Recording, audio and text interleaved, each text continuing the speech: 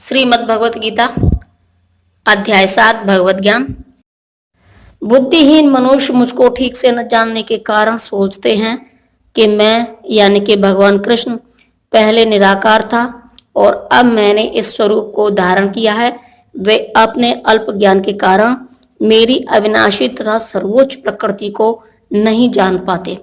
तात्पर्य, देवताओं के उपासकों को अल्पज्ञ कहा जा चुका है और इस श्लोक में निर्विशेषवादियों को भी अल्पज्ञ कहा गया है।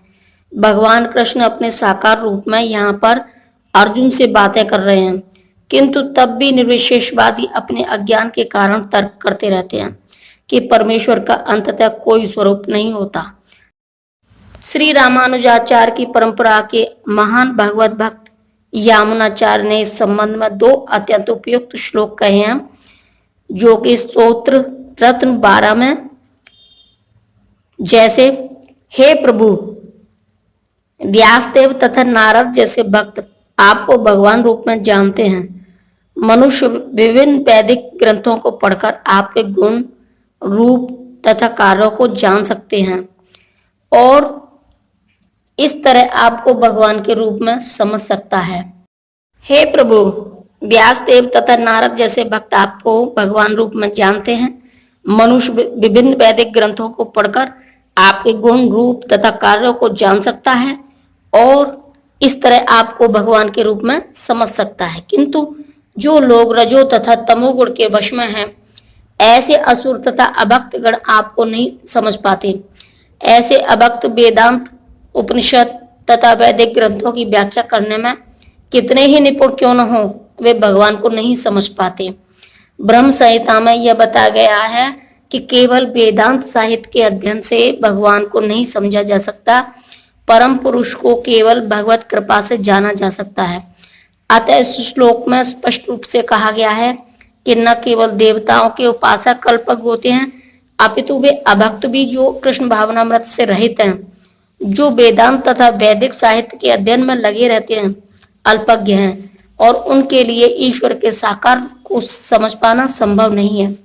जो लोग परम सत्य को निर्विशेष करके मानते हैं, वे अबुद्ध है बताए गए हैं, जिसका अर्थ है वे लोग जो परम सत्य के परम स्वरूप को नहीं समझते।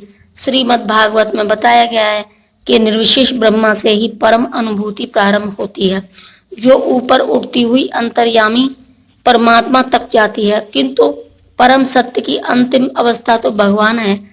आधुनिक निर्विशेषवादी तो और भी अधिक अल्पज्ञ हैं, क्योंकि वे अपने पूर्वगामी शंकराचार्य का भी अनुसरण नहीं करते, जिन्होंने स्पष्ट बताया कि कृष्ण परमेश्वर हैं।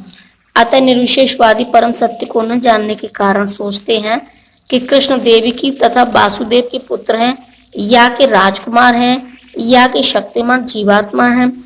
भगवत गीता में 9.11 में भी इसकी भर्त्सना की गई है।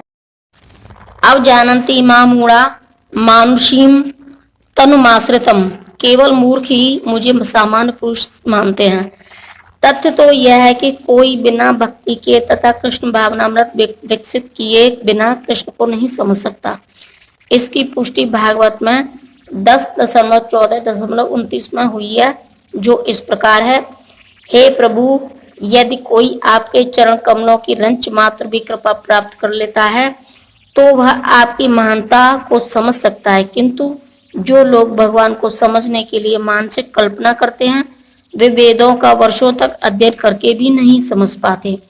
कोई न तो मनोधर्म द्वारा, न ही वैदिक साहित्य की व्याख्या द्वारा भगवान कृष्ण या उनके रूप को समझ सकता है।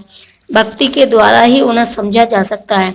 जब मनुष्य हरे कृष्ण कृष्ण कृष्ण हरे हरे, हरे राम राम राम हरे हरे, इस महानतम जप से प्रारंभ करके कृष्ण भावनामृत में पूर्णतया तन्मय हो जाता है, तभी वह भगवान को समझ सकता है। अभक्त निर्विशेषवादी मानते हैं कि भगवान कृष्ण का शरीर इसी भौतिक प्रकृति का बना है और उनके कार्य, उनका रूप इत्यादि सभी माया है। ये निर्विशेषवादी मायावादी कहलाते हैं। ये परम सत्य को नहीं जानते। 20वें श्लोक में स्पष्ट है, जो लोग काम इच्छाओं से अंधे हैं, वे अन्य देवताओं की शरण में जाते हैं यह स्वीकार किया गया है कि भगवान के अतिरिक्त अन्य देवता भी हैं, जिनके अपने अपने लोक हैं और भगवान का भी अपना लोक है, जैसा कि 23वें श्लोक में कहा गया है। देवताओं के उपासक उनके लोकों को जाते हैं और जो कृष्ण के भक्त हैं वे कृष्ण लोक को जाते हैं। यद्यपि यह स्पष्ट कहा गया है, किंतु तो भी मूर्ख मायावादी यह मानते हैं कि भगवान निर्विशेष हैं और ये विभिन्न रूप उन पर ऊपर से थोपे गए हैं। क्या गीता के अध्ययन से ऐसा प्रतीत होता है कि देवता तथा उनके धाम निर्विशेष हैं? स्पष्ट है कि न तो देवतागण न ही कृष्ण निर्विशेष हैं, वे सभी व्यक्ति हैं। भगवान कृष्ण परमेश्वर हैं, उनका अपना लोक है और देवताओं के भी अपने अपने लोक हैं। अतः यह अद्वैतवादी तर्क की परम सत्य निर्विशेष है और रूप ऊपर से थोपा या आरोपित हुआ है, सत्य नहीं उतरता। यह स्पष्ट बताया गया है कि यह ऊपर से थोपा हुआ नहीं है। भगवत गीता से हम स्पष्टतः समझ सकते हैं कि देवताओं के रूप तथा परमेश्वर का स्वरूप साथ साथ विद्यमान है और भगवान कृष्ण सच्चिदानंद रूप है। वेद भी पुष्टि करते हैं कि परम सत्य आनंदमयो अभ्यासात, अर्थात वे स्वभाव से ही आनंदमय हैं और वे अनंत शुभ गुणों के आधार हैं। गीता में भगवान कहते हैं कि यद्यपि वे अज यानी कि अजन्मा है तो भी वे प्रकट होते हैं। भगवत गीता से हम इन सारे तथ्यों को जान सकते हैं। अतः हम यह नहीं समझ पाते कि भगवान किस तरह निर्विशेष हैं। जहाँ तक गीता के कथन है, उनके अनुसार निर्विशेषवादी अद्वैतवादियों का यह आरोपित सिद्धांत मिथ्या है। यहाँ यह स्पष्ट है कि परम सत्य भगवान कृष्ण के रूप और व्यक्तित्व दोनों हैं। मैं मूर्खों तथा अल्पज्ञों के लिए कभी भी प्रकट नहीं हूं, उनके लिए तो मैं अपनी अंतरंगा शक्ति द्वारा आच्छादित रहता हूं। अतः वे यह नहीं जान पाते कि मैं अजन्मा तथा अविनाशी हूं। तात्पर्य यह तर्क दिया जा सकता है कि जब कृष्ण इस पृथ्वी पर विद्यमान थे और सबों के लिए दृश्य थे, तो अब वे सबों के समक्ष क्यों नहीं प्रकट होते?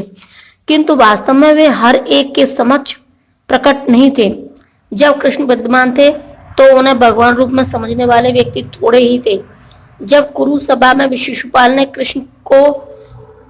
कृष्ण के सभाध्यक्ष चुने जाने का विरोध किया तो भीष्म ने कृष्ण के नाम का समर्थन किया और उन्हें परमेश्वर घोषित कर दिया। इसी प्रकार पांडव तथा कुछ अन्य लोग उन्हें परमेश्वर के रूप में जानते थे, किंतु सभी ऐसे नहीं थे। अभक्तों तथा सामान्य व्यक्ति के लिए वे प्रकट नहीं थे। इसीलिए भगवत गीता में कृष्ण कहते हैं कि उनके विशुद्ध भक्तों के अतिरिक्त अन्य सारे लोग उन्हें अपनी तरह समझते हैं।